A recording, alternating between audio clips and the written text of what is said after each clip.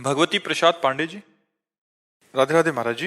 महाराज जी, सभी शास्त्र एक मत से कहते हैं कि आप जैसे भगवत स्वरूप महापुरुषों का दर्शन व आशीर्वचन अमोघ व कल्याणप्रद होता है तथा बिना महापुरुषों की कृपा के भक्ति का परम प्रसाद प्राप्त नहीं होता। आपके हृदय में तो साक्षात भक्ति देवी विराजमान है, हमसे तो ऐसी कोई योग्यता ही नहीं है कि आपकी दृष्टि, कृपा दृष्टि भी प्राप्त हो सके। महाराज जी देखो, शास्त्रों में वर्णन आया है कि संतों का दर्शन पाप का नाश करता है, क्योंकि वो पवित्र परम भगवान का चिंतन करते रहते हैं। हर समय उनके आचरण पवित्र, उनका चिंतन पवित्र, इसलिए वो चलते फिरते तीर्थराज हैं। मुद मंगल में संत समाजू, जो जग जंगम तीर्थ राजू। वो चलते हुए तीर्थराज है। वो स्पर्श करें तो पवित्रता, देख ले तो पवित्रता, वो भिक्षा ले ले तो पवित्रता, वो उनसे शरीर से वायु स्पर्श करके जाए तो ये पवित्रता। ये पाप का नाश करती है, ज्ञान का प्रकाश नहीं। ध्यान रखना, ज्ञान का प्रकाश उनकी वाणी का आचरण में उतारना, ये बात ध्यान रखना। संत दर्शन से भगवत प्राप्ति हो जाती है, ऐसी बात हम नहीं कहेंगे। संत दरस जिम पातक टरई, पापों का नाश होता है, लेकिन संपूर्णतया नहीं। पाप की प्रवृत्ति का नाश नहीं होता। पाप की प्रवृत्ति का नाश उनके उपदेश को अक्षरशः अपने जीवन में उतारने से होता है, ये बात ध्यान रखना। महत्संगस्तु दुर्लभो लेकिन अगम्यो। अगर उनकी वाणी का आप पालन कर गए तो अमोघस्य, जाओ निश्चित भगवत प्राप्ति हो जाएगी। वाणी का पालन नहीं। महापुरुषों के समीप रहने वालों को भी अल्पज्ञ और राग द्वेष से युक्त देखा गया। वो अपने गुरुजनों को ही जहर दे दिए, अपने गुरुजनों की हत्या कर दी, सिद्ध महापुरुषों के ऊपर प्रहार करने का प्रयास किया गया। ऐसे बहुत से उदाहरण हमारे सामने हैं, जो ब्रह्मबोध संपन्न भगवत प्राप्त महात्मा के ऊपर प्रहार, जहर दे देना, ये ऐसी क्रिया। क्यों? क्योंकि वो उनके उपदेश के अनुसार नहीं चले। आध्यात्मिक संपत्ति को उन्होंने नहीं पाने की चेष्टा की, लौकिक संपत्ति को प्रधान माना, तो उन्होंने उनके शरीर को दंड देने की चेष्टा की।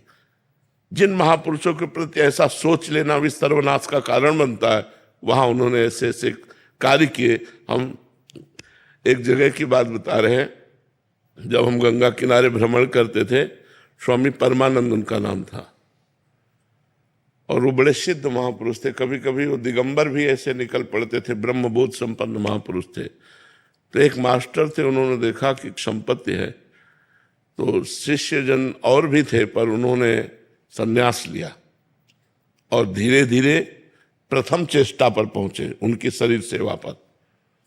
और वो 24 घंटे में एक बार जब प्रसाद पाते थे, इसके बाद इतनी भांग खाते थे। संतों की मौज अपने अपने संतों की रहनी होती है, सिद्ध पुरुषों की उन पर नजर नहीं डालना चाहिए।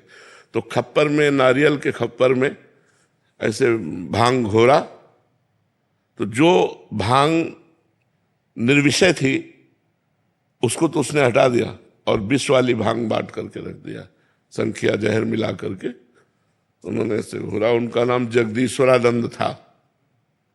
कहा जगदीश्वरानंद को बुलाया जाए।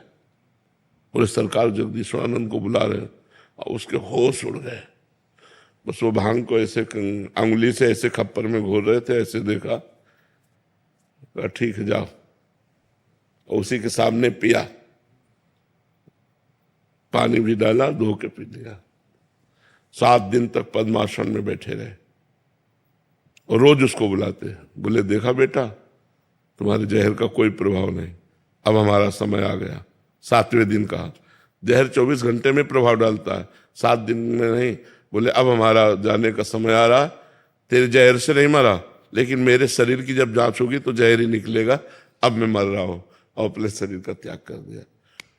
तो जब बड़े संतों के पास रहने वाले ब्रह्मबोध संपन्न साक्षात परमात्मा, ब्रह्मविद ब्रह्मवि भवति, जो ब्रह्म को जान लेता है वो ब्रह्म स्वरूप हो जाता है।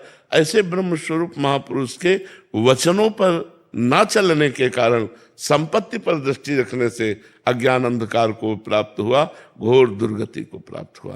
तो हमें लगता है महापुरुषों का दर्शन, महापुरुषों का संभाषण इसलिए महामहिमा में है कि हम उनके संग से अपना सुधार कर सकें, अपने आचरणों का परिवर्तन कर सके, अच्छे मार्ग पर चल सके, अध्यात्म को समझ सके।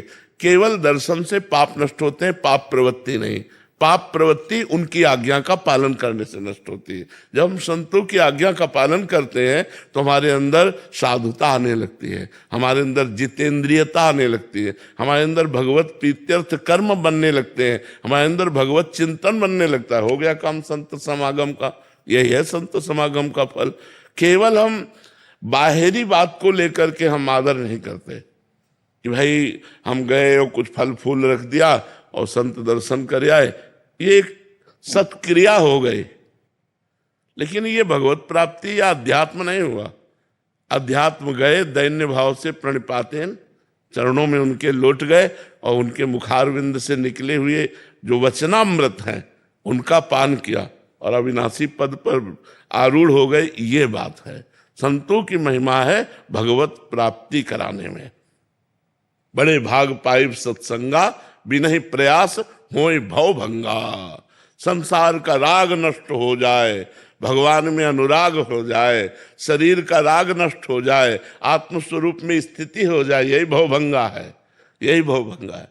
तो बात समझना है कि वो सामर्थ्य सबके अंदर है जो एक संत में है। कोई ऐसा मनुष्य नहीं जिसमें सामर्थ्य वो ना हो जो संतों में है। क्या सामर्थ्य है? चिंतन। आपने अपने चिंतन को असत चिंतन में लगाया और उन्होंने अपने चिंतन को सच चिंतन में लगाया। यदि आप अभी सच चिंतन करने लगे तो जो राम सीधे नहीं कह पाते थे वो ब्रह्मर्षि हो गए, तो क्या हम नहीं हो सकते? विचार करो, जो सीधे राम नहीं बोल पाते थे, उल्टा राम जपत जग जाना। अगर हम नाम सीधा जपेंगे, भगवत चिंतन करेंगे, तो हमें भगवत प्राप्ति नहीं हो जाएगी? हो जाएगी। हम वैसे ही संत बन जाएंगे, वैसे ही भगवान के निज जन बन जाएंगे जैसे बड़े बड़े महापुरुष हैं। बस हमको उनके मार्ग पर चलना होगा। जो महापुरुष आदेश करते हैं उस पर हमें बिना विचार के चलना होगा, तभी हम आगे बढ़ सकते हैं।